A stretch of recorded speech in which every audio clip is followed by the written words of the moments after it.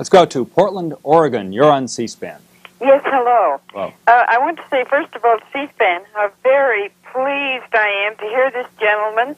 I listen to a lot of public affairs programs, Capital Gang, Crossfire, Evans, and Novak. All are to the extreme capitalists, right? They're absolutely sickening.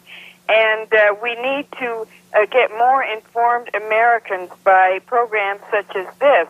Now, I know that you stay a long ways away from the, you shy away from anyone suggesting communism, and a lot of people think socialism is very much the same, but they're always saying that communism, and they mean socialism very much, doesn't work anywhere, but I say that our country is not working very well. Here in Portland, Oregon, we have to forego many things that would make our city more beautiful, more livable, and would create better living conditions because of crime and violence.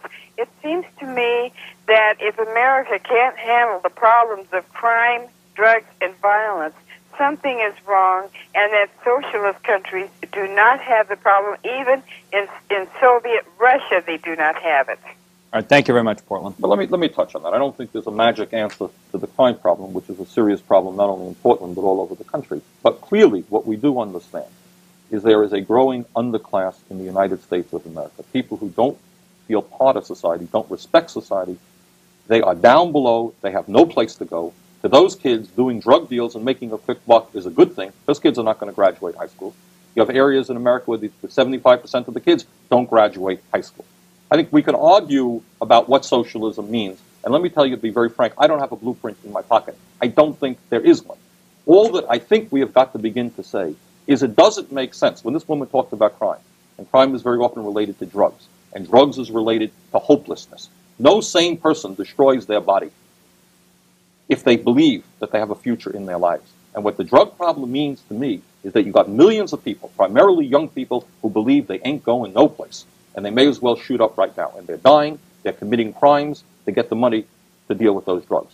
And what we as a nation have got to do is say, is it acceptable that you have a society which has people with billions and billions of dollars in wealth, corporations making huge profits, not paying a nickel in taxes, and yet you have educational systems throughout this country falling apart and not providing what these kids need, housing needs that are grossly unmet? Is the priority system in this country a rational one? And I think the answer is no.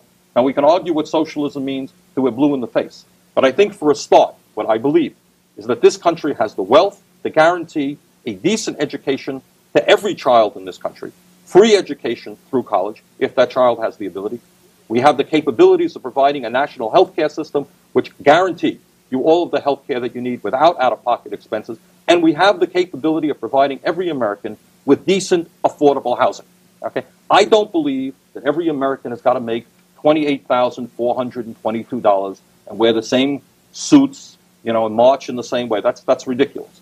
But I do think that we can do it, and this woman raises the crime problem. If you give people hope, if you address housing problems, economic problems, educational problems, you're going to go a long way to cutting the drug problem, and you're going to make this a far more civilized society.